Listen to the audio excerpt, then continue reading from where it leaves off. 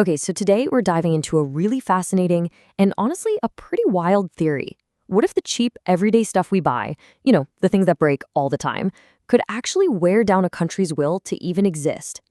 It's a personal theory from one author, and it all kicks off with a major historical puzzle. So, the whole thing starts with this one question that just nagged at the author of our source material. How did Iraq, a nation with this reputation for being incredibly tough, just seem to fold so fast in 2003? For this author, the official stories, the military explanations, they just didn't quite cut it. To really get what the author is driving at, you have to see Iraq from their perspective.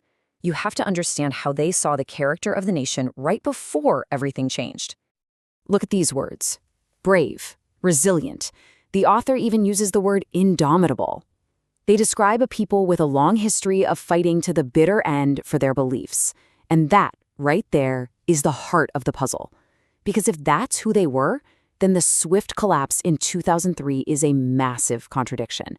It's a mystery that needs a completely different kind of explanation. And this is where the author's theory takes a really sharp turn, away from anything you'd expect. We're stepping way outside the world of generals and politics here. In their own words, the author calls it the Chinese invasion. Now hold on. Before you jump to conclusions, they're not talking about an army. Not soldiers, not tanks. This is about a much slower, sneakier kind of invasion. An economic one. So what does the author mean by Chinese invasion? Well, here's their definition. It's what happens when a society gets completely flooded with products that are cheap, disposable, and, this is the most important part, totally unreliable. It's like a slow poison for a country's morale. But how could that possibly work? I mean, how can a bunch of flimsy, low-quality goods actually bring a whole nation to its knees? Well, the author lays out a pretty chilling step-by-step process. The author points to a very specific timeline. They remember Iraq in the 70s having quality stuff, things that were made to last. But then things started to shift. By the late 80s and all through the 90s, the markets were just overrun with what they bluntly call cheap, disposable, unreliable items. And the examples they give are things that would drive anyone insane. I mean, think about it.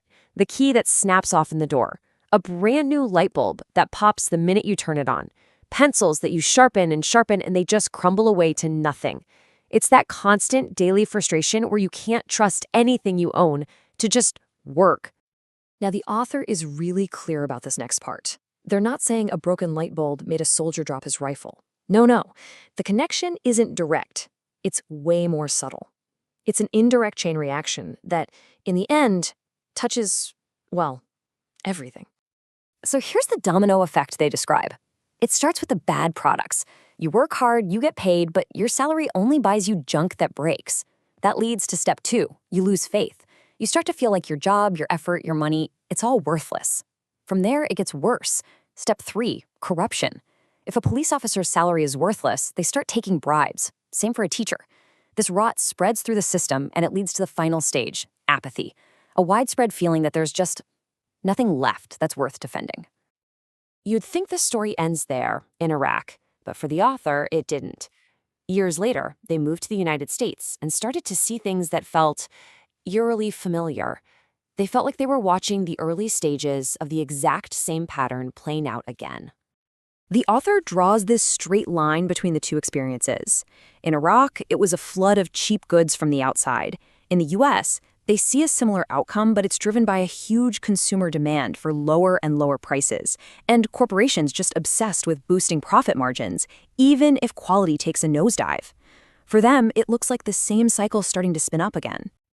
And this quote from the author really gets to the heart of their warning.